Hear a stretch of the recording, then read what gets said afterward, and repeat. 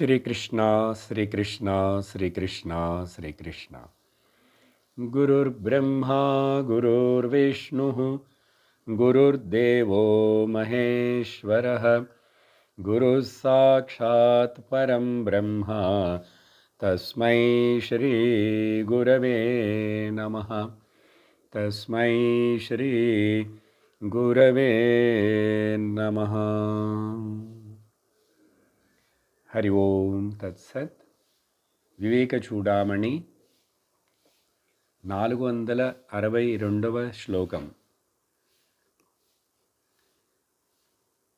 శరీరస్యాపి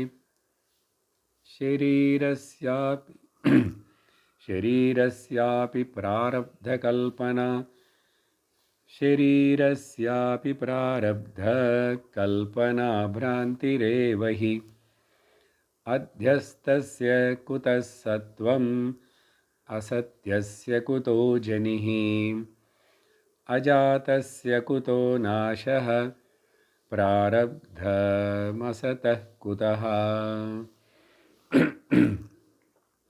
గడచిన ఒక 15 శ్లోకాలలో శంకరాచార్యులు వారు కర్మ విషయమును గురించి చెప్తూ దాని యందు ముఖ్యంగా ప్రారబ్ధమనే కర్మను గురించి వివరిస్తూ గడిచిన సత్సంగంలో విన్నటువంటి 60-61 శ్లోకాలలో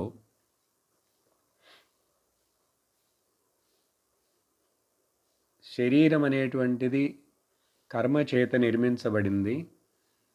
కర్మచేత నిర్మించబడింది కాబట్టి ఆ కర్మ ఫలమును అనుభవించుటకు అది వచ్చింది కాబట్టి దానికి రావలసిన కోట కర్మలు వస్తున్నప్పుడు అది మరలా కర్మలు చేస్తూ మరలా జన్మిస్తూ మరలా కర్మలను చేస్తూ ఇలా ప్రారబ్ధ సంచిత ఆగామి కర్మలను తయారు చేసుకుంటూనే ఉంటుంది. ఇది అజ్ఞానుడై శరీరము తాను అనుకుంటూ భావిస్తున్నటువంటి ఒక అవివేకి ఆలోచించేటువంటి ఈ పద్ధతి వలన అతడు సంసార దుఃఖంలో మరలా పడుతూనే ఉంటాడు. మరొక పక్క దేహము నేను కాదు, దేహం అనేటువంటిది అజ్ఞాన జనితం, మిథ్యాజనితం.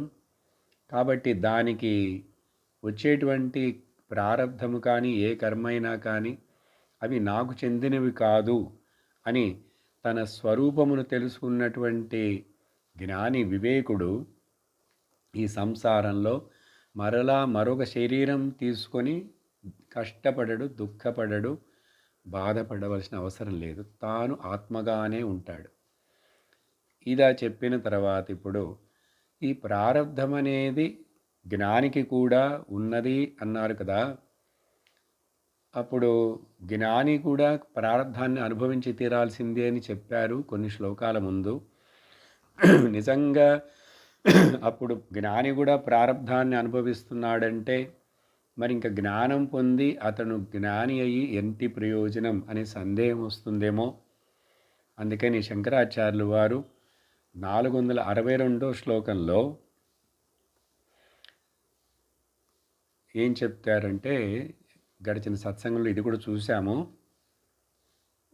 శరీరమే ఒక భ్రాంతి కల్పితమైనప్పుడు అది నిజంగా లేదు, మనోకల్పన మాత్రమే, మిథ్యాకల్పన మాత్రమే.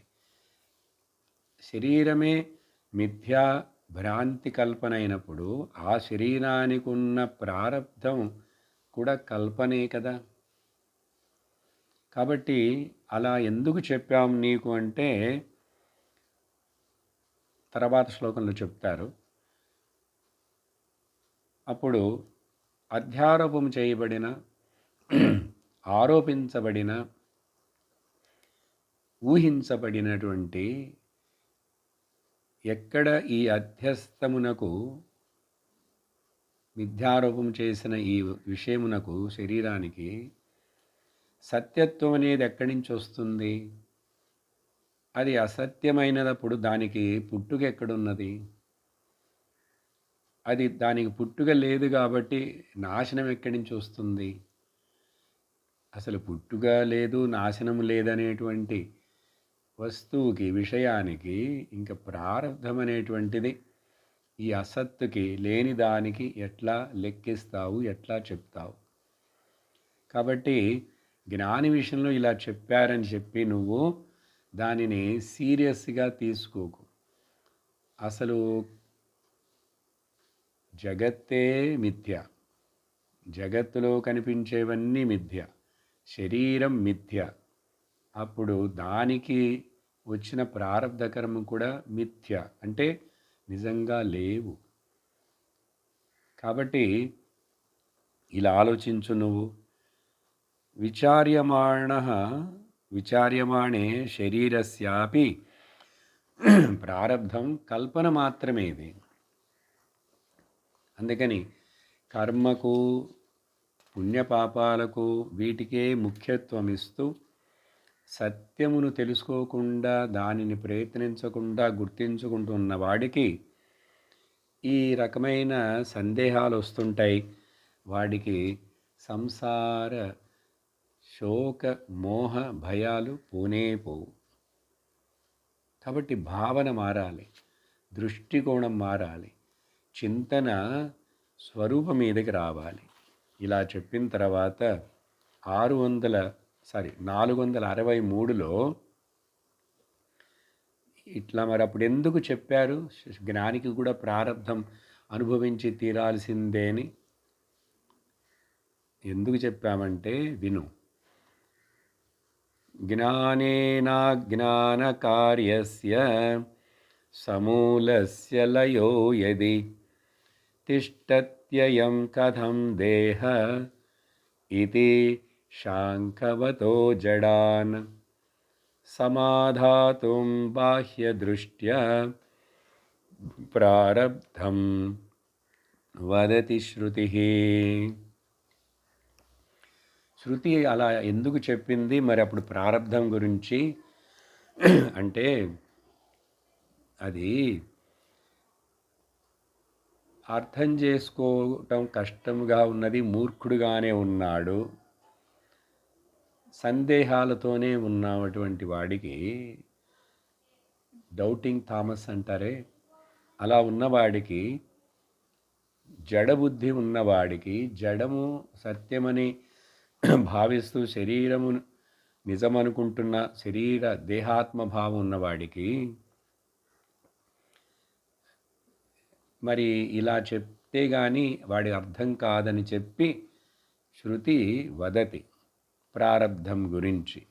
వీడి దృష్టి బాహ్య దృష్టి ఉన్నవాడు, వీడు ఆంతరిక దృష్టి రాలేదు ఇంకా.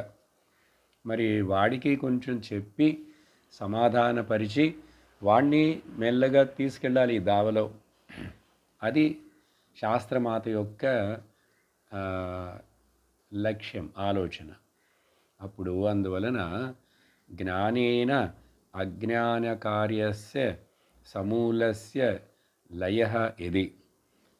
అప్పుడు జ్ఞానము చేత ఈ అజ్ఞాన కార్యమైనటువంటి జీవ జగత్తు అనే ఇవన్నీ కూడా ఎప్పుడైతే సమూలంగా, అంటే వాటిని మిథ్యాత్వ నిశ్చయం చేశాం, వాటికి ముఖ్యత్వం ఇవ్వట్లేదు ఇంకా, అవి నా దృష్టిలో అవి ఏవి కూడా నిజం కాదు అనే బుద్ధిపూర్వకంగా సమూలస్య లయం చేసేసామంటే, ఎప్పుడైతే ఒకడు చేస్తాడో అట్లా, అప్పుడు అతడు మరి ఆ తరువాత ఇంకా కథం దేహ అయం తిష్టతి ఇది.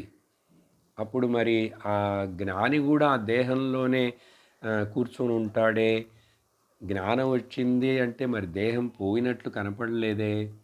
అతడు కూడా మనలాగానే ప్రవర్తిస్తున్నాడు, మాట్లాడుతున్నాడు, తింటున్నాడు కదా అని చెప్పి ఇలా సందేహపడేటువంటి వాడి కోసం శంఖవత జడాన్, మూఢబుద్ధి, గ్రాస్ మైండ్ ఉన్నటువంటి, సందేహాలతో నిండి ఉన్నటువంటి ఇటువంటి వాడికి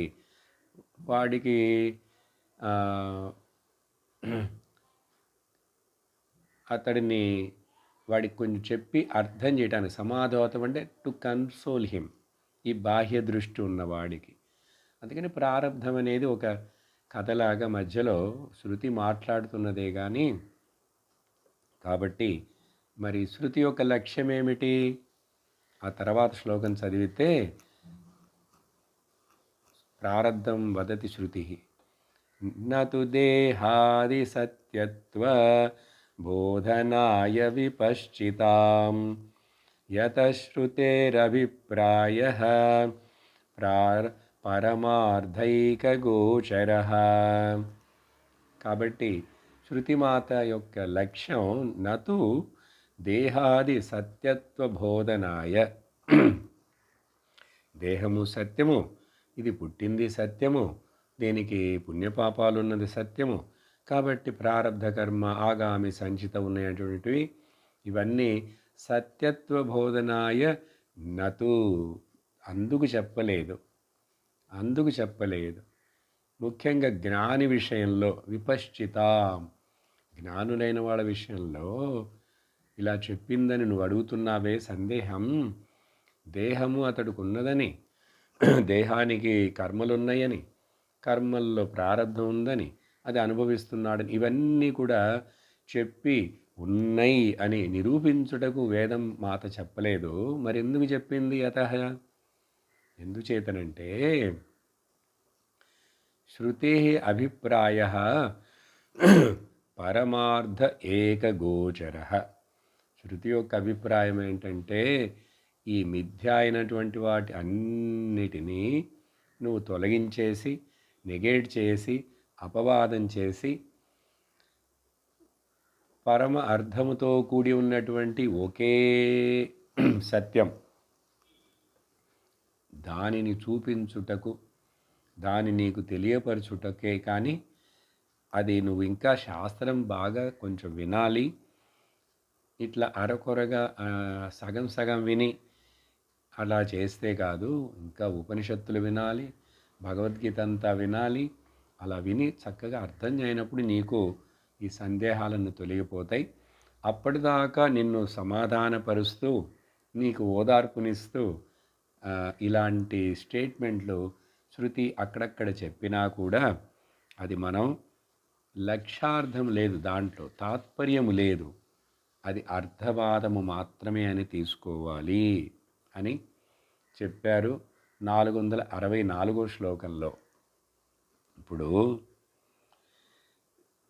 ఇది అర్థం కావాలంటే జ్ఞాని విషయంలో పరమార్థ ఏకగోచర అని మాండుక్యంలో గౌడపాదాచార్యులు వారు ఆ చివర కారికల్లో ఇంకా ఫైనల్గా తీసుకెళ్ళి చెప్పేటువంటి విషయం మనకు అర్థమైతే ఆయన ఇదే చెప్తారు. అసంగోహం అసంగోహం అసంగోహం పునః. నేను ఎప్పుడు అసంగుడినే, నాకు అసలు దేహము లేదు, కర్మ లేదు అని చెప్పినంత మాత్రాన పోవటం లేదు కదండి. కళ్ళారా చూస్తున్నానే అంటావు, కళ్ళారా మనసారా కళ కూడా చూస్తున్నావు బాబు. అంత మాత్రాన కళకి సత్యత్వం ఇస్తున్నావా? ఇవ్వట్లేదు కదా. మరి ఇప్పుడెందుకు అంత ఈ మెలకువకి అంత సత్యత్వం ఇవ్వటం? నువ్విస్తున్నావు అవివేకి కాబట్టి, కానీ జ్ఞాని ఇవ్వట్లేదే. అప్పుడు అతడు నేనెప్పుడు అసంగుడునే, నేను ఎప్పుడు అసంగుడునే, అసంగుడునే ఎప్పుడు, ఎన్నటికి కూడా, ఎల్లప్పుడూ. అది మాత్రమే కాదు, సచ్చిదానంద రూపోహం, నేను సచ్చిదానంద స్వరూపుడని, అహమేవాహ అవ్యయం, అవ్యమైనటువంటి అహమును నేను, బ్రహ్మమును నేను అని డిక్లేర్ చేయగలిగినటువంటి ఆ జ్ఞాననిష్ట వచ్చిన వాడికి ఆ తర్వాత మరొకటి కూడా చెప్పారు గౌడపాదుల వారు. అప్పుడు అతడి దృష్టిలో ఏమర్థం చేసుకున్నాడంటే న నిరోధో నచోత్పత్తి నబద్ధో నచ సాధక. ఇక్కడ సృష్టి జరగలేదు, అందువలన సృష్టి నశించిపోవడం అనేది లేదు. అప్పుడు బద్ధుడైన వాడెవడు లేడు, సాధకుడు ఎవరు లేరు. అందువలన ముముక్షువు ఎవరు లేరు, ముక్త అనేటువంటిది కూడా ఎవరు లేరు, ముక్తుడు. ఇది న ముముక్షుర్వై ముక్త ఇత్యేషా పరమార్థత. ఇది చివరికి కంక్లూషన్గా ఇది మాత్రమే పరమార్థత. ఇదే నిజమైన సత్యము, మారని సత్యము, ఎన్నటికీ ఎల్లవేళలా అందరికీ అన్ని చోట్ల. కానీ ఇది అర్థం కావాలంటే మనకు శాస్త్ర పఠనం ఇంకా చాలా చేసి దాన్ని ఎసిమిలేట్ చేసుకున్నప్పుడు ఈ శ్లోకాలను మనం ఎప్రిషియేట్ చేయగలం. అప్పటిదాకా కొంచెం మనం కూడా డౌటింగ్ థామస్ లాగానే ఉంటాం. అందుకని చింతించకండి, నిరుత్సాహపడవలసిన అవసరం లేదు. మనకు ఆ గౌడపాదుల, మహాజ్ఞానుల, శంకరాచార్యుల వాళ్ళ యొక్క స్థితి మనకు లభిస్తుంది.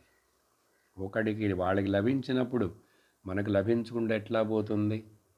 వాళ్ళు చెప్పినది విని అర్థం చేసుకొని గ్రహించి జీర్ణం చేసుకుంటే మనం కూడా ఆ జ్ఞాననిష్ఠులు అయిపోతాం.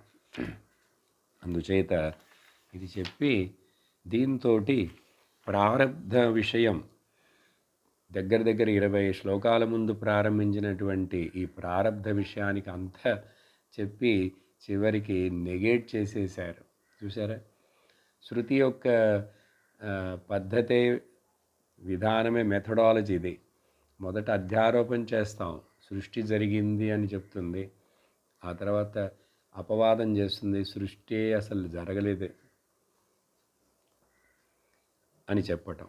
కాబట్టి అధ్యారోప అపవాదాభ్యాం, ఈ 2 పద్ధతుల ద్వారానే మనం ఈ సత్యమును తెలుసుకోవాలి. తర్వాత ఇక్కడి నుంచి ఇప్పుడు మరికొన్ని ఒక 7 శ్లోకాలు చాలా ముఖ్యమైనవి, నిధిధ్యాసమునకు ఉపయోగపడేటువంటివి సాధకులకు చెప్పబోతున్నారు. కాబట్టి సృష్టి జరగలేదు, నాశనము జరగలేదు, ఏమీ జరగలేదు.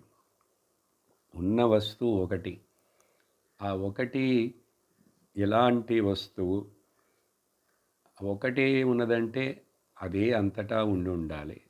ఇక్కడ ఒక్కటే ఉన్నప్పుడు అంతటా, అన్ని వేళల, అన్ని చోట్ల, అన్ని కాలాలలో అని చెప్పే పని లేదు. అది కూడా కేవలం మనము అర్థం చేసుకోవటం కోసమే చెప్తుంది. కానీ ఒక్కటే ఉన్నప్పుడు కాలం ఎక్కడుంది దాంట్లో? అలాగే ఫైనైట్ అంటే అనేకం అవుతాయి, కానీ ఇన్ఫినిట్ అంటే ఒకటే కదా. కాబట్టి ఇక్కడ ప్లూరాలిటీ, ఈ ద్వైతం అనేటువంటిది, మల్టిప్లిసిటీ అనేటువంటిది అసలు లేనే లేదు అని చెప్పడానికి ఇది చెప్పేటప్పుడు మనం అర్థం చేసుకోవాల్సింది ఏంటంటే, నా స్వరూపాన్ని గురించి వివరణ. కాబట్టి నాకు ఈ శ్లోకాలలో ప్రతి పదము చాలా ముఖ్యం. ప్రతి పదాన్ని అర్థం చేసుకుంటాను, మరలా జ్ఞాపకం చేసుకుంటాను, చింతిస్తాను, ధ్యానిస్తాను. అలాంటి 7 శ్లోకాలు. మధ్యలో ఇంతకుముందు కొన్ని నెలల ముందు కొన్ని శ్లోకాలు ఇలాంటివే ధ్యానమునకు ఉపయోగపడేవి అని 10 శ్లోకాలను చూసాం. గుర్తుందో? వాటిల్లో అన్ని శ్లోకాలలో చివరి లైను బ్రహ్మతత్వమసి భావయాత్మని అని వస్తుంది. జాతి నీతి కుల గోత్రదూరగం అని ప్రారంభమైంది మొదటి శ్లోకం అక్కడ.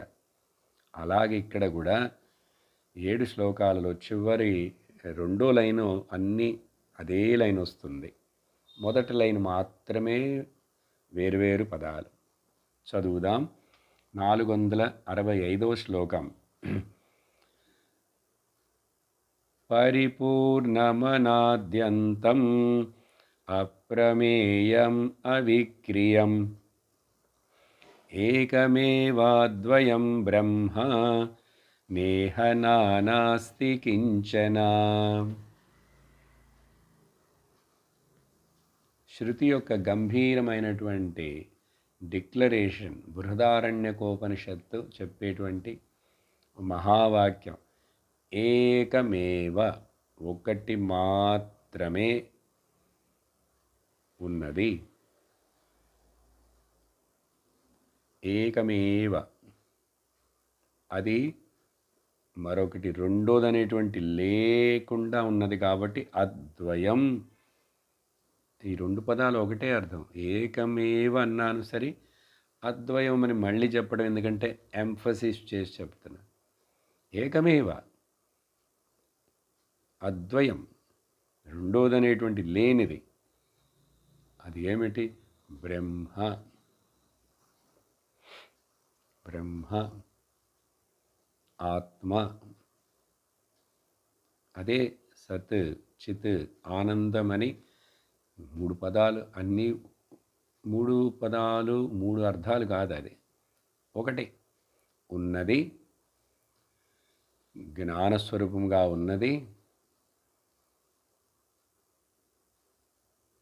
ఆనందస్వరూపముగా ఉన్నది. ఉన్నది, జ్ఞానస్వరూపముగా ఉన్నది, ఆనందస్వరూపముగా ఉన్నది అని. సత్యం జ్ఞానం అనంతం బ్రహ్మ, ప్రజ్ఞానం బ్రహ్మ, అయమాత్మా బ్రహ్మ. ఇవన్నీ మహావాక్యాలు. ఆ అయమాత్మా బ్రహ్మ, ప్రజ్ఞానం బ్రహ్మ, ఇవన్నీ కూడా సత్యం జ్ఞానమనంతం బ్రహ్మ ఎవరిని గురించండి చెప్తున్నారు? తత్వమసి, మరొక మహావాక్యం. నీవే అది, నీవే అది, అదే నీవు అని చెప్పిన తర్వాత ఇప్పుడు అది అర్థం చేసుకున్న, గ్రహించిన ఈ శిష్యుడు అహం బ్రహ్మాస్మి అని చెప్పి ఆ స్థితిలో నిలిచిపోతాడు. దాంట్లో నిష్ఠుడైపోతాడు. అప్పుడు అతడికి న ఇహ నానా అస్తి కించన. ఇక్కడ వేరువేరు, మరిన్ని, అది, ఇది అనే నానా అంటే అనేక రకాలైన, పల విధములైన, కించన ఏ విధంగా చూసినాను, ఎన్నటికి, ఎక్కడ, ఎప్పుడు, కించన కొంచెం కూడా, కొంచెం అండి, కొంచెం కూడా లేదు. కించన ఇహ నానా న అస్తి. ఇది బృహదారణ్యకోపనిషత్తులో ఇవ్వబడినటువంటి మహావాక్యం, బ్రహ్మ సత్యం. కాబట్టి ఏకమేవాద్వితీయం నేహ నానాస్తి కించన, బ్రహ్మ సత్యం జగన్మిథ్య, జీవో బ్రహ్మ ఏవ న అపరః. ఇది అన్ని శ్లోకాల్లో ఇప్పుడు ఇది వస్తూనే ఉంటుంది. ఇదండి నేను అంటే. నేను, నువ్వు, మీరు అందరూ. ఇప్పుడు దీనికి వివరణం ఇవ్వాలంటే ఎలా? ఏవో పదాలు కొన్ని చెప్పి మన బుర్రను అటువైపుకి, బుద్ధిని తిప్పాలి. లేకపోతే మరలా ఈ బుద్ధికున్న పాత అలవాటు చేత అది బహిర్ముఖంగానే బయటికి చూస్తూ ఉంటుంది. కాబట్టి నీ యొక్క బయోడేటా చెప్తున్నాను, విను. ఇది బాగా గుర్తుంచుకో. పరిపూర్ణం పదం ఒకటి. పరి అంటే నిండుగా ఉన్నది, చాలా నిండుగా ఉన్నది. పరి అంటే పూర్తిగా అంటే అర్థం ఏంటి? ఎప్పుడు ఎల్లవేళలా ఎప్పుడు ఎల్లవేళలా అంతటా అన్నిటి యందు. ఈ పదాలన్నీ ఊరికినే అర్థం కావటానికే, వాటికి అర్థం లేదు అసలు యాక్చువల్గా. పరిపూర్ణం, పూర్ణాహుతి అంటాం కదా యజ్ఞం చేసేటప్పుడు. బాగా పరిపూర్ణంగా పూర్తయిందా కార్యం?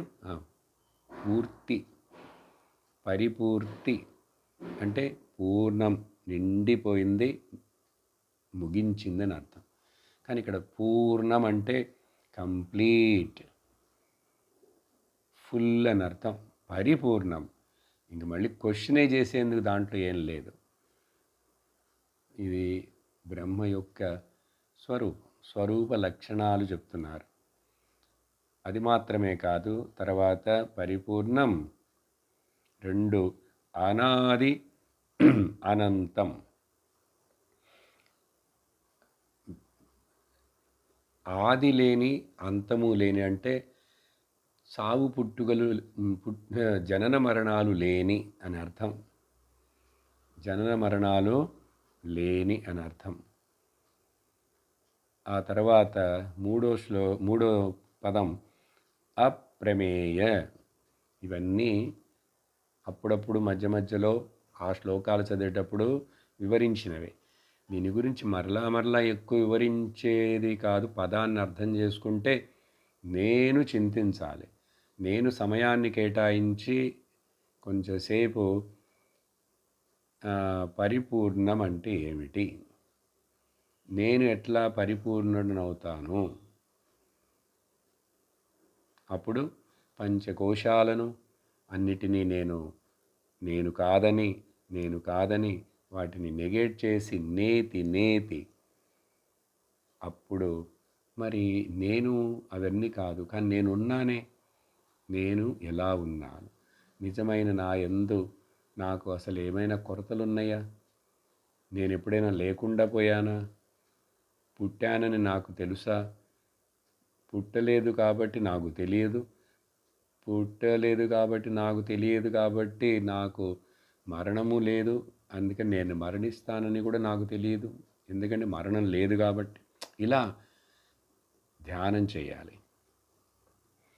మార్చి పదాలను రకరకాలుగా ఒక రోజులో ఎప్పుడో ఎన్నిసార్లైనా. ఆ తర్వాత మూడో పదం అప్రమేయ. అప్రమేయ అంటే దీంతో మరేదైనా కంపేర్ చేయొచ్చా? కంపారిజన్ అది ఎట్లా ఉంటుందండి? నువ్వే కనుక్కోవాలి. ఎందుకంటే దాన్ని ఇలా ఉంటుందని కంపేర్ చేయగలిగేది కాదది. ఎందుకంటే అది తప్ప మరొకటి లేదని చెప్పినప్పుడు దేనితోటి కంపేర్ చేస్తాం? ఇప్పుడు ఇక్కడ ఈ వస్తువులు నామరూప ప్రపంచంలో విషయాలను కంపేర్ చేస్తాం. ఇది పింక్ కలర్ క్లిప్పు, ఇది గ్రీన్ కలర్ క్లిప్పు అని. అసలు రెండు లేవు అంటుంటే, కానీ మనం మైండ్ ఎన్ని ప్రొజెక్ట్ చేస్తున్నది? అనేకమండి, కొల్లలు వస్తువులు, విషయాలు, ఇంద్రియ పర్సెప్షన్లు ఉన్నాయి కదా.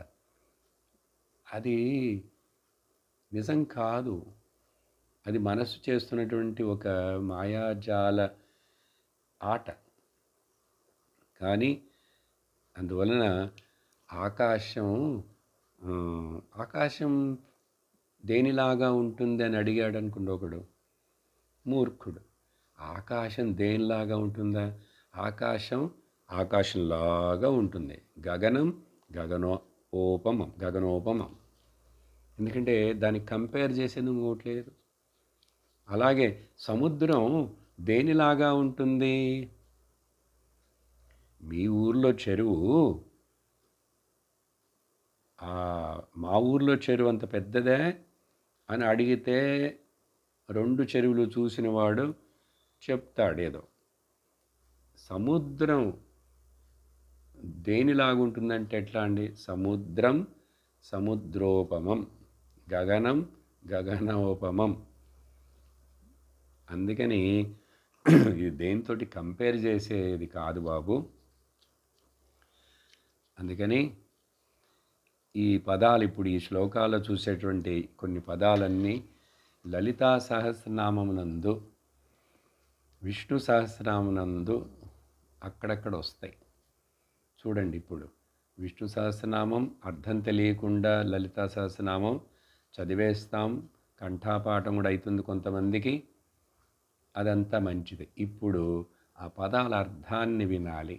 అందుకని వేదాంతం తెలిసిన తర్వాత ఆ సహస్రనామము ఇవి విధంగా మళ్ళీ చదివితే అప్పుడుండే ఆనందం, అప్పుడుండేటువంటి ఆ ధ్యాన స్థితి ఊరికినే పారాయణం చేస్తున్నప్పుడు రాదు. సరే, మొదట చేశాం, అర్థం తెలుసుకో. ఇప్పుడు అర్థం తెలుసుకున్న తర్వాత అవన్నీ దాంట్లో అనేక పదాలు మనకు వేదాంత పదాలే. ఇప్పుడు ఈ అప్రమేయం అనేటువంటిది లలితా సహస్రనామంలో అప్పుడప్పుడు చెప్తున్నానుగా నేను ఆ మాట. అప్రమేయ స్వప్రకాశ మనోవాచామఘోషర. చూసారా, అప్రమేయం దేనితోటి కంపేర్ చేసేది కాదు. అది మాత్రమే కాదు, విష్ణు సహస్రనామంలో కూడా అప్రమేయో ఋషికేశ, ఇంద్రియములన్నిటికీ ఈశ్వరుడు గవర్న చేసేటువంటి. అందుకని మనం వెంటనే విష్ణువుని గురించి చెప్తున్నారు కాబట్టి ఆ విష్ణు అంటే ఆయనకి 4 చేతులు ఉంటాయి, 4 చేతుల్లో శంఖ చక్ర గదా పద్మాలు ఉంటాయి అని, ఆయన వైకుంఠంలో ఉంటాడు, ఆయన పాలసముద్రంలో పడుకొని ఉంటాడు, ఆదిశేషం మీద ఇదంతా కూడా కల్పన. కోపగించుకోండి నా మీద, కోపగించుకోకండి. మనస్సు కల్పన, ఇది కల్పన చేస్తుంది.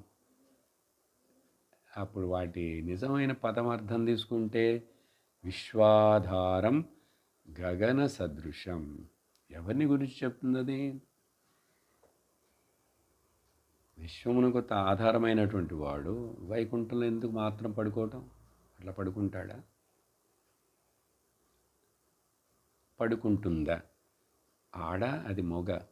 బ్రహ్మంలో ఈ మాటలు, ఈ భేదాలన్నీ అసలు చెల్లవు బాబు.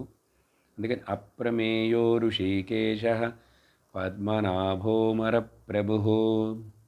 చూసారా? తర్వాత పదం అవిక్రియం.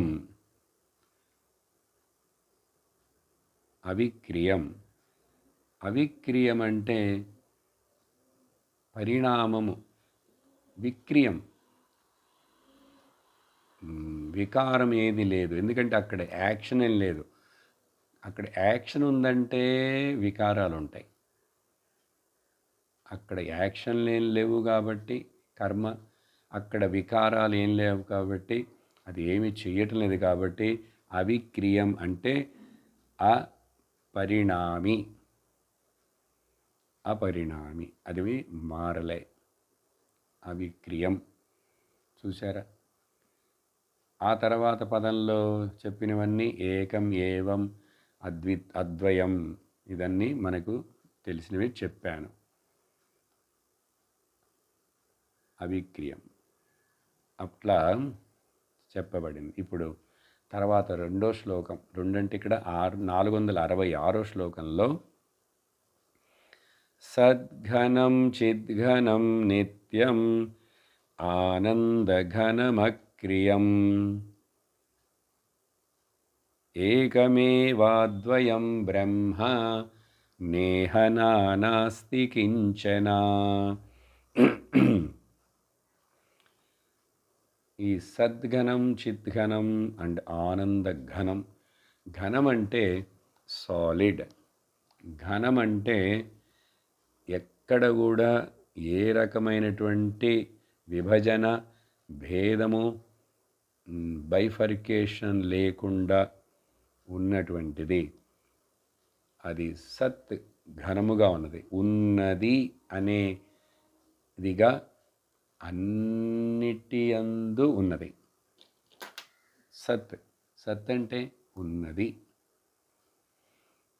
కాబట్టి ఉన్నది అనేది లేకుండా, ఉన్నదని చెప్పకుండా దేని గురించి అని నువ్వు చెప్పగలవా? ఈ క్లిప్ ఇప్పుడు నామరూపమే, కానీ క్లిప్ ఈజ్ ఆ ఈజ్ అనేది లేకుండా, ఈజ్ అంటే ఏంటి? నువ్వు క్లిప్నే చూడకు, ఆ ఉన్నది అనే దాంట్లో అది ఎప్పుడు ఉన్నది. ఉన్నది అనేది లేకుండా దాని మీద ఏది ఇవన్నీ కల్పించబడవు.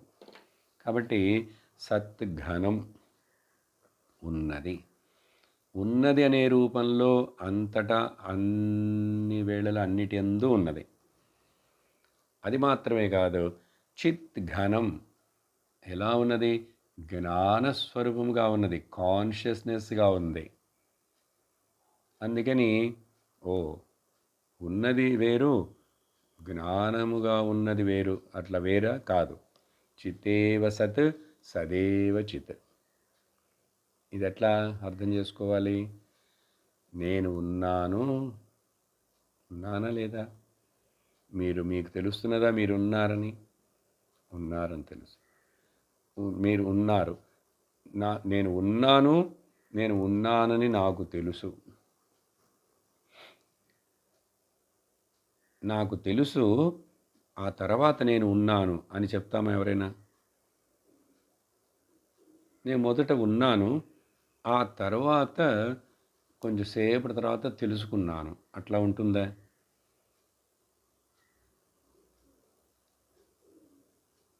వాళ్ళకు వాళ్ళ అనుభవంలో నేను ఉన్నాననేటువంటిది ఒకేసారి సైమల్టేనియస్లీ ఉన్నాను, నాకు తెలుసు అనేటువంటిది, అది రెండు వేరు కాదు. అందుకనే సత్ చిత్తు. ఉన్నానని చెప్పాలంటేనే నాకు తెలిసి ఉండాలి. నాకు తెలిసిన తర్వాత నేను రాలేదు. ఉండటము తెలుసుటయు ఒకేసారి అంటే వాటిని విభజించలేం. కాబట్టి అందువలన ఈ సత్తు చిత్ అంటే జాగ్రత్తగా అర్థం అవ్వాలి. అది చాలా కాలం విన్న అర్థమవుతుంది. ఇది అందరికీ అనుభవమే కదా. ఉన్నానని ఎట్లా తెలుసు? నాకు తెలుసు ఉన్నవాడు తెలుసుకుంటాడా, లేనివాడు తెలుసుకుంటాడా? తెలుసుకున్నవాడు ఉంటాడా, ఉన్నవాడు తెలుసుకుంటాడా? ఎలా అడిగినా తికమకే. అదేంటండి, ఏం అడుగుతున్నారు మీరు? ఏం అడగలే, నువ్వు ఉన్నావు కదా, ఉన్నావు. సద్ఘనం చిత్ఘనం, ఇది నిత్యము. నిన్న ఉన్నానండి, ఎక్కడ? ఊర్లో, ఇంట్లో. శరీరాన్ని గురించి అడగలేదు, మేము నిన్నటిని గురించి అడగలేదు, రేపు నువ్వు ఎక్కడికి వెళ్తావు అని అడగలేదు. ఉన్నాను నేను. ఈ శరీరం వెళుతుంది రేపు ఎక్కడికో, నిన్నెక్కడికో వెళ్ళొచ్చింది. ఇక్కడ నిజమైన ఈ సత్యచిత్తులో అదిలో టైం లేదు.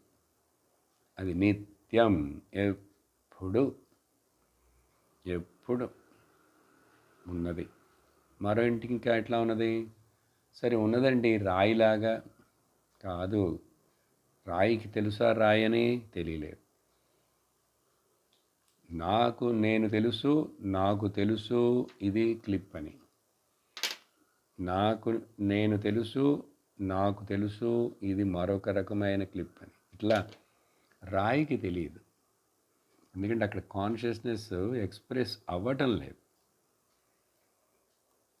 అందువలన రాయిలో ఆనందం వ్యక్తం అవ్వదు. ఏ జీవికైతే ఉన్నాను అని, నేను ఉన్నానని నాకు తెలుసని, అన్నీ కూడా నాకు తెలుస్తున్నాయని తెలుసుకుంటున్నాడో ఆ జీవుడు మాత్రమే, మనుషుడు ఆనందంగా ఉన్నానని కూడా తెలుసుకుంటాడు. ఎందుకంటే అంతటా నేనే ఉన్నాను కాబట్టి, అన్నిటిగా నేనే ఉన్నాను కాబట్టి, ఎప్పుడు ఎల్లప్పుడూ అన్ని చోట్ల అన్నిటి యందు నేనే ఉన్నాను కాబట్టి, నేను పూర్ణమైన వాడిని కాబట్టి, నేను ఆనంద స్వరూపమై ఉండాలి. ఇక్కడ ఆనందం అన్నా కూడా అర్థం చేసుకోవటం కష్టం.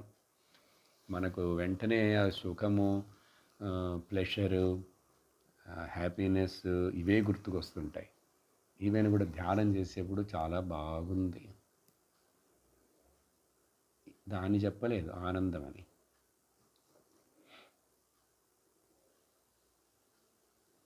ఆనందం అంటే సత్తా యొక్క స్వతంత్రతకి పేరు ఆనందం. స్వతంత్రమైన సత్తా తెలుసా?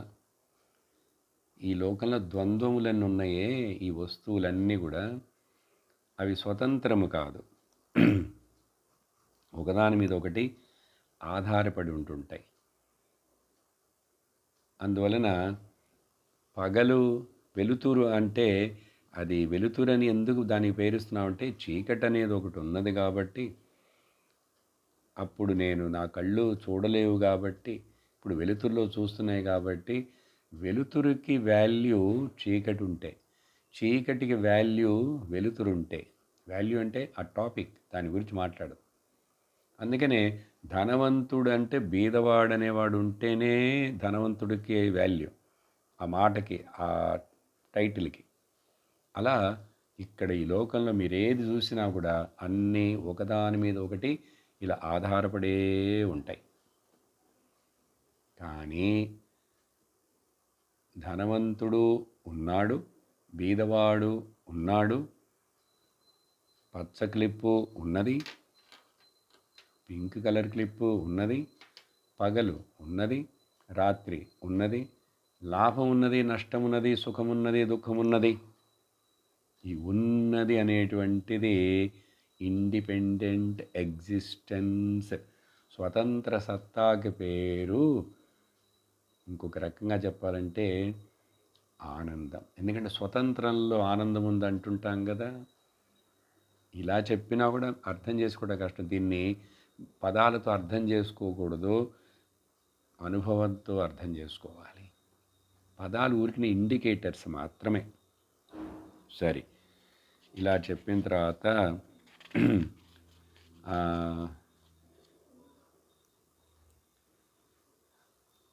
అనాది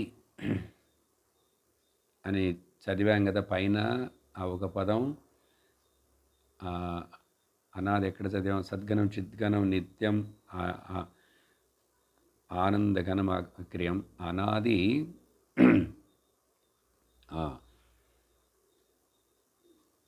పరిపూర్ణం, అనాది, ఆద్యం అన్నాం కదా. అనాది అనే దానికి కూడా విష్ణు సహస్రనామంలో ఒక నామం వస్తుంది, శ్లోకం. అనాది నిధనో ధాత విధాత ధాతురుత్తమ. చూసారా, అనాది. సరే, మరొక రకంగా దీన్ని ఇట్లా అర్థం చేసుకోవడానికి ప్రయత్నం చేయొచ్చు. ఎప్పుడు సత్ ఘనం అని చెప్తున్నామో, ఈ స్థూల దేహము ప్లస్ స్థూల ప్రపంచము అంటే మొత్తం ఈ రెండింటిని కలిపి జగత్ అంటాం.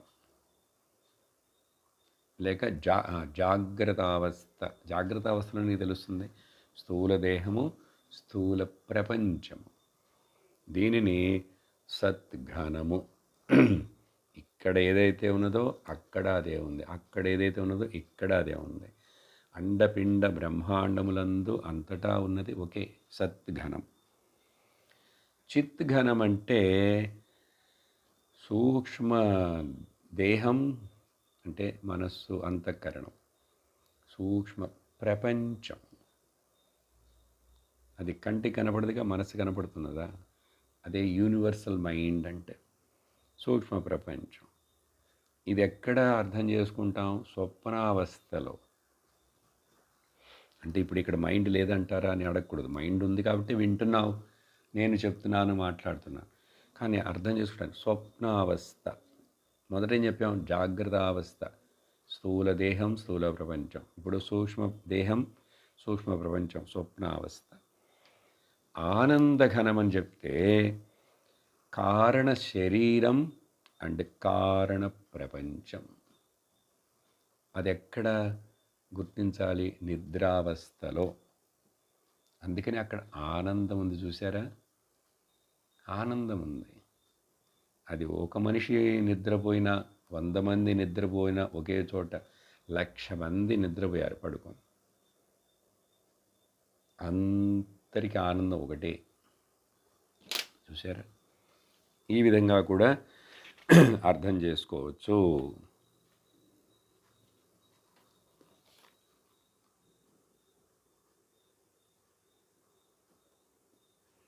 అందువలన ఇక్కడ అక్రియం అనే పదం మరలా వచ్చింది. అక్కడ అవిక్రియం అని వచ్చింది మొదటి పై శ్లోకంలో. ఇక్కడ అక్రియం, రెండు ఒకటే అర్థం. అర్థమైందా? అక్రియం.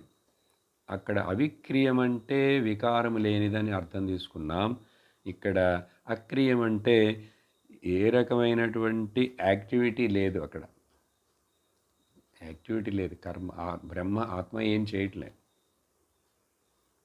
దీనికి ఆత్మబోధలో ఒక శ్లోకం చూసామంటే, శంకరాచార్యుల వారు రాసిందే, ఆత్మచైతన్యమాశ్రిత్య దేహేంద్రియమనోధియ.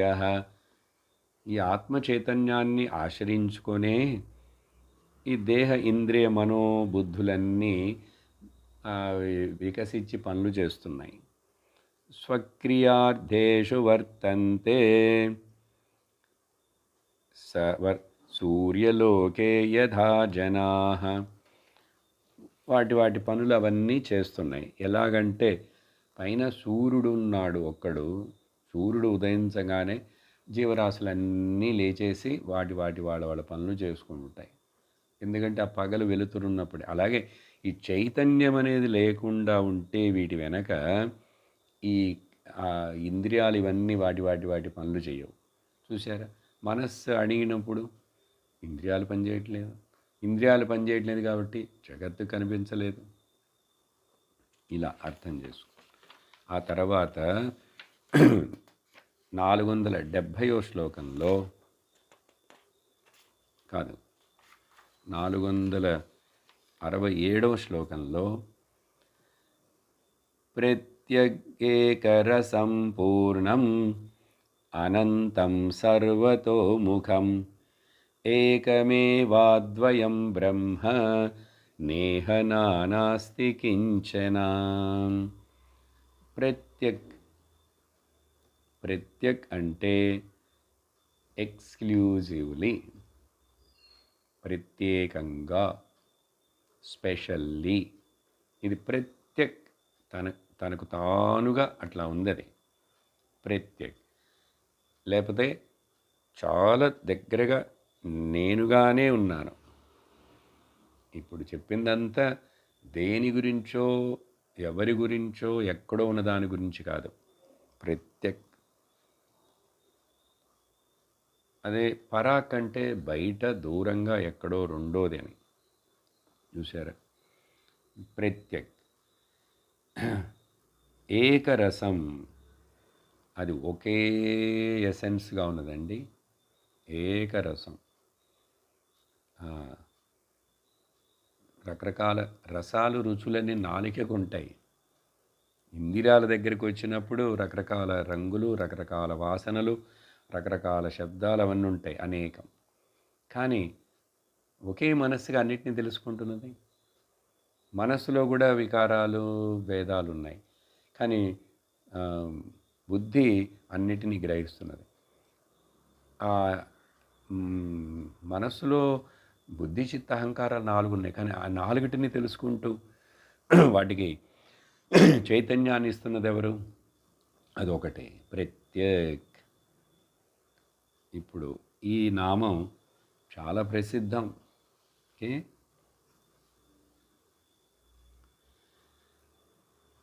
లలితా సహస్రనామంలో ప్రత్యక్షితి రూప పశ్యంతి పరదేవత ఒక చోట కాదు, 4-5 చోట్ల వస్తుంది. ఓకే, ఇక్కడ రసం అనేది వచ్చింది, ప్రత్యేక అనే పదం వచ్చింది. చిదేకరస రూపిణ్యై నమః. చూసారా, చిదైకరస రూపిణ్యై నమః. మరొక చోట చిత్ చిత్త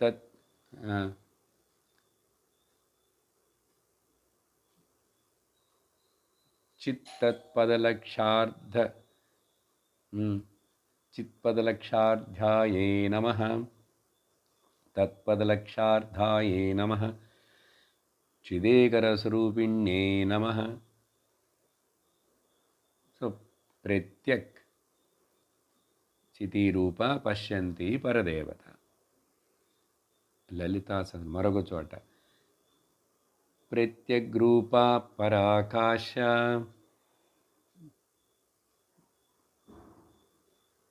ప్రాణదా ప్రాణరూపిణి. చూసారా, మరొక చోట అక్కడ. సో ఇట్లా అమ్మవారిని గురించి ప్రత్యేక రసరూప. తర్వాత పూర్ణం, అక్కడ పరిపూర్ణం అని చూసాం ఆల్రెడీ. ఇక్కడ పూర్ణం, మరల అనంతం. చూసారా, అంతము లేనిది, ముగించనిది, సావు లేనిది, మరణం లేనిది, అనంతం. పూర్ణం, అనంతం, సర్వతోముఖం. సో ఈ పదాలు సర్వతోముఖం అంటే అంతటా వ్యాపించున్నది. అలాగే అన్ని ముఖాలు, అన్ని జీవరాశులు, అన్ని తలలు, అన్ని కాళ్ళు. అందుకనే పురుష సూక్తం, సహస్రశీర్షా పురుష.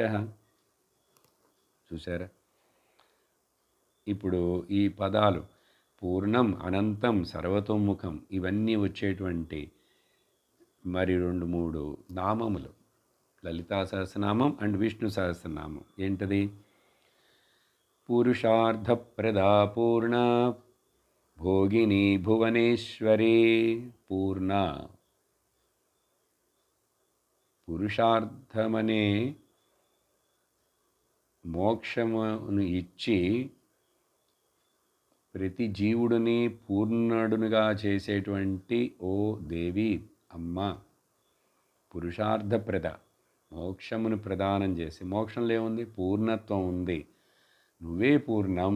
నీ పూర్ణత్వాన్ని ప్రతి జీవిలో, వాళ్ళ బుద్ధిలో ప్రకాశింపజేస్తూ వాళ్ళకు కూడా పూర్ణత్వం ఇస్తావు అని అర్థం. తర్వాత విష్ణు సహస్రనామంలో పూర్ణ పూరయిత పుణ్య పుణ్యకీర్తిరనామయ. పూర్ణ,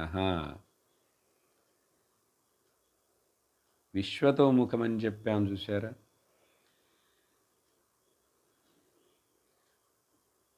లలితా సహస్రంలో వీరారాధ్య విరాడ్రూప విరజ విశ్వతోముఖి.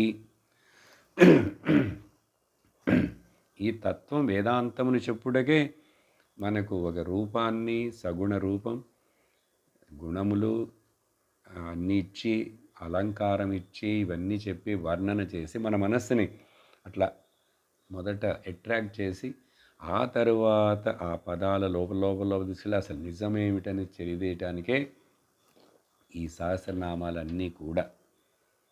కానీ ఈ మధ్యలో రకరకాలైన తంత్రశాస్త్రం, యంత్రశాస్త్రం, మంత్రశాస్త్రాలు కూడా కలిపి ఉన్నాయి కాబట్టి వాటికి ముఖ్యత్వం ఇచ్చి చాలామంది వాటిని సపరేట్ విద్యలుగా చూస్తూ వాటి వలన ఏదో కొన్ని సిద్ధులను పొందాలని ఆశిస్తూ వెళతారు. కానీ వాళ్ళు లక్ష్యాన్ని చేరుకోలేరు. మనకు మంత్రతంత్ర యంత్రములు ఎందుకు? కావలసింది త్యాగరాజు వారు ఏదో కీర్తనలు పాడతారు, మంత్రతంత్రములు ఎలా ఎందుకు? రామ, అన్నీ నువ్వే కదా, నువ్వు కావాలి నాకు. అందుకని ఆ లక్ష్యార్థం కావాలి. ఈ విధంగా విశ్వతోముఖి. అది మాత్రమే కాదు, నారాయణ సూక్తంలో కూడా ఈ విశ్వతోముఖ తస్య మధ్యే మహానగ్నిర్విశ్వార్చిర్విశ్వతోముఖ అని అక్కడ కూడా ప్రస్తావించబడింది. అర్థం ఏమిటంటే బ్రహ్మము మాత్రమే, అంతట సర్వం బ్రహ్మమయం అని గుర్తించడం కోసం ఈ పదాలన్నీ. ఆ తర్వాత శ్లోకంలో అహేయమనుపాదేయం అనాదేయం అనాశ్రయం ఏకమేవా ద్వయం బ్రహ్మ నేహ నాస్తి కించన. అహేయం వదిలిపెట్టగలిగేది కాదు, వదిలిపెట్టలేవు. నిన్ను నువ్వు వదిలేయగలవా? శరీరాన్ని వదిలేశాడు పోయాడంటాం, శరీరాన్ని వదిలేస్తావు, షర్టుని తీసేస్తావు వదిలేస్తావు, డబ్బుల్ని వదిలేస్తావు, ఆస్తులు కూడా వదిలేస్తావు, ఏదైనా చేయొచ్చు. అహేయం, ఇక్కడ హేయం అంటే నిరాకరించబడేది, విడువగలిగినది, త్యాగం చేయగలిగినది. నువ్వు ఎట్లా త్యాగం చేస్తావు? అహంకారాన్ని త్యాగం చేయొచ్చు, స్వరూపమైన ఆత్మని త్యాగం చేయలేం. కాబట్టి అది వదిలేసేది కాదు, వదలలేవు. ఎట్లా వదులుతావు? అహేయం. సరే, దాన్ని గట్టిగా పట్టుకొని ఉంటానని పట్టుకుంటావు. ఎందుకు పట్టుకోవటం? నువ్వే కాదు. ఉపాదేయం, దాన్ని పట్టుకోలేవు, దాన్ని వదిలేయలేవు. అంటే ఈ పట్టుకోవటం, వదిలేయటం, ఉంచుకోవటం, త్యాగం చేయటం ఇవన్నీ రిలేటివ్. అది ఉంచుకుండేది కాదు. అందుకనే nothing to gain, nothing to lose. స్వరూపంలో, బ్రహ్మంలో nothing to lose, nothing to gain. అది పూర్ణమని చెప్పాం కదా. ఇంక దాంట్లోంచి వదిలేసే, మనస్సులోంచి చెడు గుణాలు వదిలేసేయి అంటాం, అది చేయొచ్చు. ఆత్మలో ఏముంది వదిలేయటానికి? ఎట్లా వదిలేస్తావు? అది నేనుగా. కాబట్టి అహేయం అనుపాదేయం. సరే, ఎవరికైనా కొంచెం షేర్ చేసుకొని ఇస్తామా? Share in with Bluetooth and WhatsApp and share it. ఇట్లా షేర్ చేసేందుకు అది ఏది చేయలేవు. ఎందుకు? ఎలా షేర్ చేసేది ఏముంది? వాడి దగ్గర డబ్బులు లేకపోతే కొంచెం వాడికి ఇచ్చాను డబ్బులు, నా దగ్గర లేకపోతే తీసుకున్నానంట. ఆత్మ అయితే దాన్ని ఎట్లా షేర్ చేస్తావు? అది ఆత్మ, ఇది ఆత్మ, అన్ని ఆత్మ, అంతటా ఆత్మ. అందరికీ శ్రీహరే అంతరాత్మ. ఎలా అర్థం చేసుకోవాలి? నిద్రలో చూడండి. ఇప్పుడు 1000 మంది నిద్రపోయారు, లేచారు. 10 మంది నిద్రపోయారు, లేచారు. నిద్రపోయిన తర్వాత ఒకడు అంటాడు, నిద్రలో నేను అంత ఆనందంగా బాగా నిద్రపోయానో తెలుసా, నా నిద్రల ఆనందాన్ని నీకు కొంచెం ఇవ్వనా అంటే ఇవ్వలేవు నువ్వు. అట్లా వాడంటాడు, నేను బాగా నిద్రపోయాను, మొద్దులాగా నిద్రపోయాను. ఎందుకంటే అక్కడ ఇవ్వక్కర్లేదు, సమం. నువ్వు వాడు అందరూ సమం. అనాదేయం. సరే, అది అన్నిటికీ ఆశ్రయంగా ఉంది. నేను ఆశ్రయం అన్నిటికీ.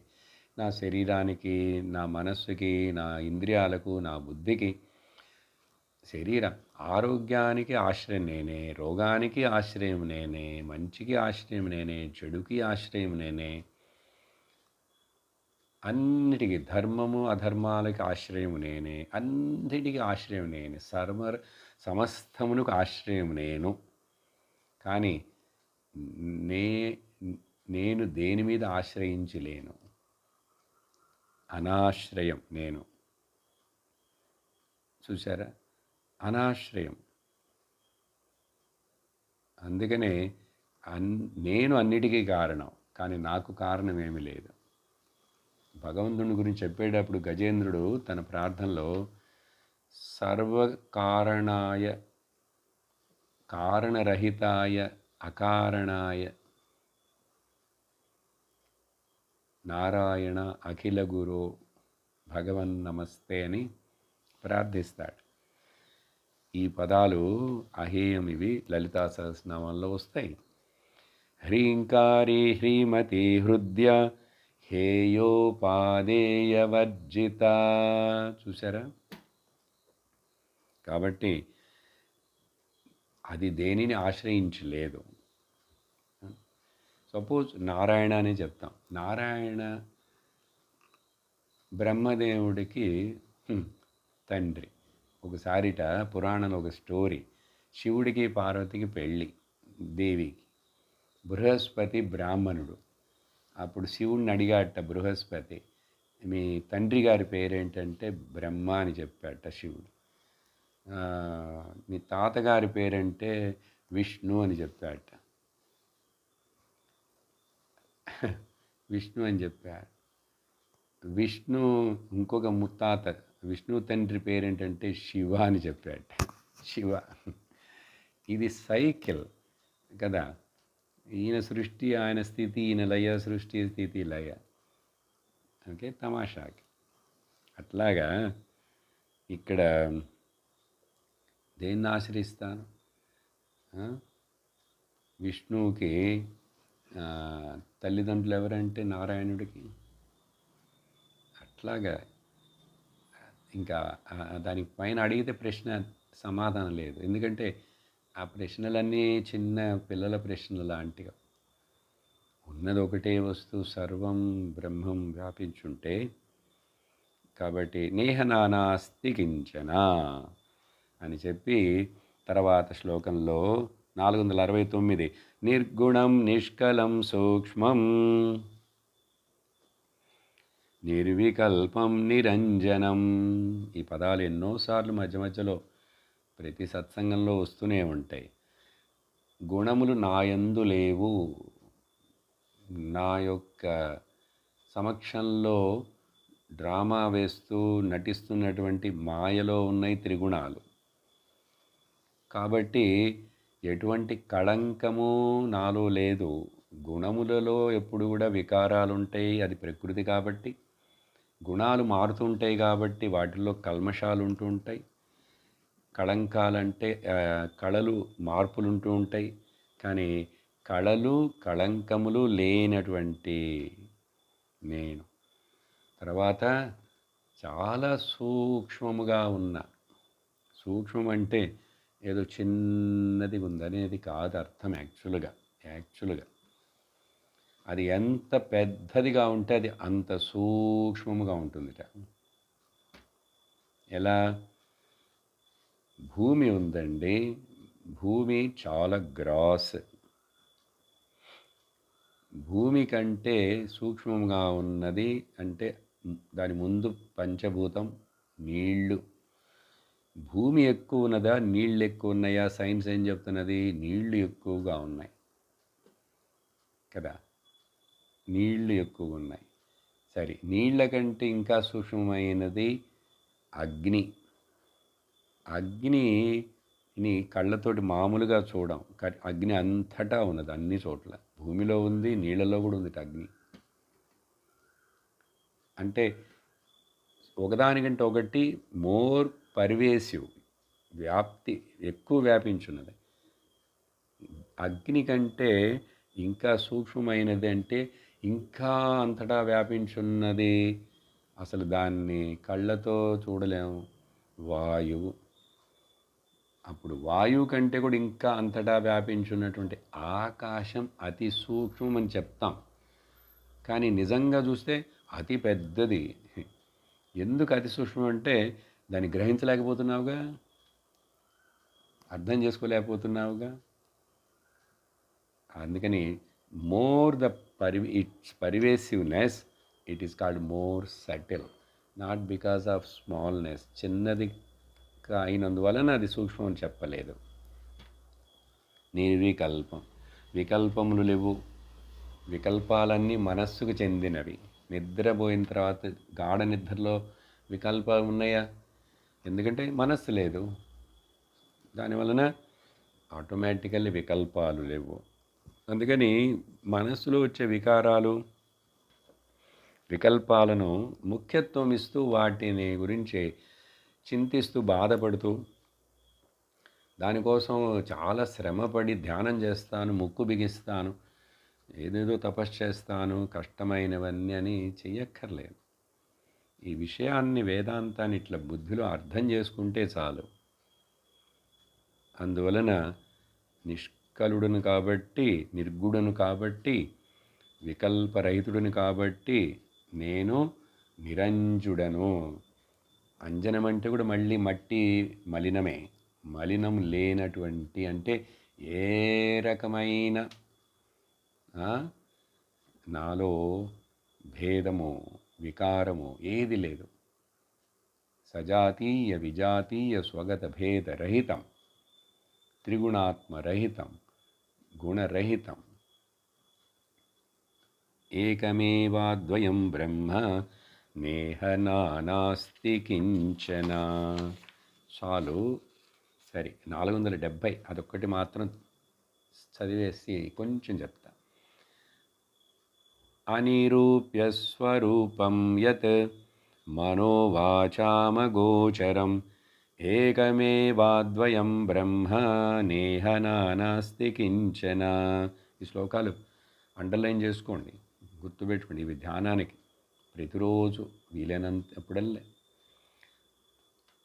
అనిరూపి, రూపం లేదు.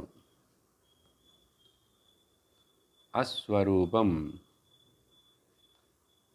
అనిరూపి అస్వరూపం అంటే ఇది రియల్ నేచర్ ఏమిటి, దీని యొక్క అది కాంప్రహెండ్ చేయటానికి ఇంద్రియములకు మనస్సుకి వీటికి గోచరం అవ్వదు. అందుకనే ఈ పదాలు ఎన్ని చెప్పి వివరించడానికి ప్రయత్నం చేస్తున్నా శాస్త్రము గురువులు మనం కొంచెం శ్రమ పడవలసి వస్తున్నది అర్థం చేసుకోవడానికి. ఎందుకంటే ఇది మాటలతో అర్థమయ్యే విషయం కాదు ఇది యాక్చువల్గా. కానీ ఈ శబ్దాలే మనకు గతి, శబ్ద ప్రమాణమే మనకు గతి, శాస్త్ర ప్రమాణమే గతి, మరొకటి ఏమి లేదు కాబట్టి. అందుకనే ఏదైతే మనోవాచ అగోచర, ఇది కూడా లలిత సహస్రనామం పేరే కదా. మనోవాచాం అప్రమేయ స్వప్రకాశ మనోవాచామ అగోచర. ఎందుకంటే దానికి రూపం లేదు. ఏదైనా రూపం ఉన్నదంటే, నామం ఉన్నదంటే దానికి మన యొక్క ప్రాబ్లం ఏంటంటే మన మనస్సు బాగా అలవాటైపోయింది. ఏదో నామం ఉండాలి, రూపం ఉండాలి. నామం రూపం లేకుండా ఎట్లాగండి ఈ బ్రహ్మాన్ని గ్రహించేది? మీరు ఎప్పుడు చూపించరు, క్లిప్పును చూపిస్తారు, కుండని చూపిస్తారు, కానీ బ్రహ్మమును ఒకసారి కూడా చూపించరు, చెప్పరేంటి? అది అట్లా చూపించలేను. నన్ను నేను ఎట్లా చూపిస్తాను నీకు? ఈ శరీరాన్ని చూపిస్తా, నువ్వు చూస్తూనే ఉన్నావు. నీ శరీరాన్ని నేను చూస్తాను. సరే, నా మనస్సును నువ్వు చూడగలవా? ఇలా నీ మనస్సు నాకు చూపించగలవా? నీ మనస్సునే నువ్వు నాకు చూపించలేను, నా మనస్సు నీకు చూపించలేకపోతే కాన్షియస్నెస్ని ఎక్కడ చూపిస్తావు? దాని గురించి వింటావు, తాకుతావు, వాసన చూస్తావు. అది అది